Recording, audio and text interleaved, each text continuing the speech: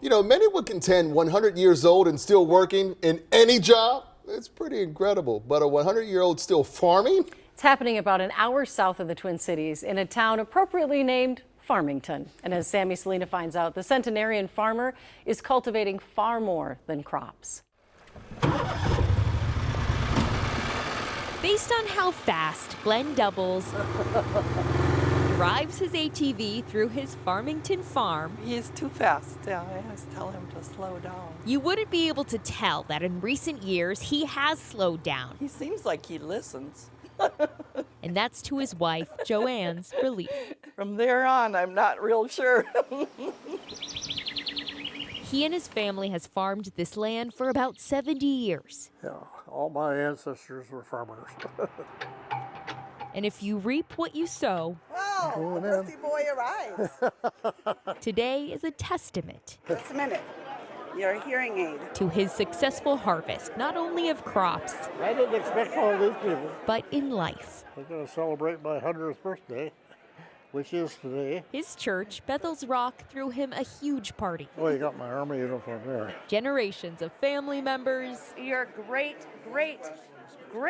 Uncle Glenn. and old friends are celebrating. Happy birthday, Glenn. You're 100, so that's got to be pretty good, huh? And centenarians run in the family. My father was 102 and my grandfather was 103. My dad's trying to beat a record of an aunt that turned 105. Brad Dubbels is one of Glenn and Joanne's 4 kids, Both of them have just meant a lot to a lot of people over the years. How you doing? How are you? who have seen him grow friendship They've kind of been adopted grandparents to our children. after friendship. I'm still farming. They wouldn't let me quit. It's true, he's still doing chores like cutting grass. Although he is not on the cutting edge of technology, and he has always used traditional machinery, not modern equipment. I'm computer ignorant. A few years ago, he accepted more help, Physically, I can't lift things like I used to. though farming hasn't gotten easier. It's unbelievable, the cost of things. I just can't figure out how you can make any profit. Minnesota led the country in farm bankruptcies during the first quarter of 2026. The cost of everything you buy skyrocketed. The cost of fertilizer, fuel, and machinery has surged, and farmers have reported decreased incomes and spending. I'm glad I'm old as I am. I'd hate to start farming now. But this hasn't been his hardest season. We lost our youngest son in a car accident. It was hard, yeah, because he was starting to farm here too.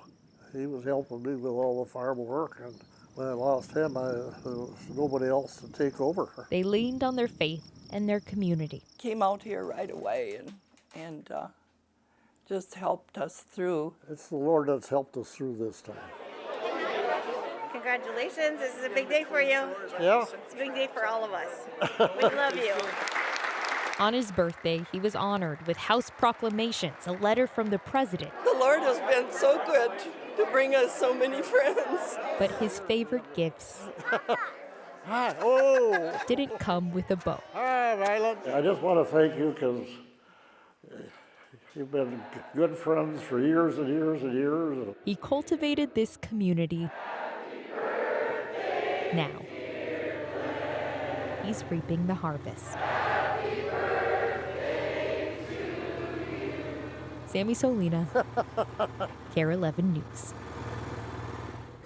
What an incredible story about an incredible man. Yeah. 100 and still going. And community. I love that. Yeah. And I love that. Great perspective. Ask that Reaping man. what you sow, need right? to I always try to talk to anybody, 95. I think of Nicole's grandfather's in his late 90s.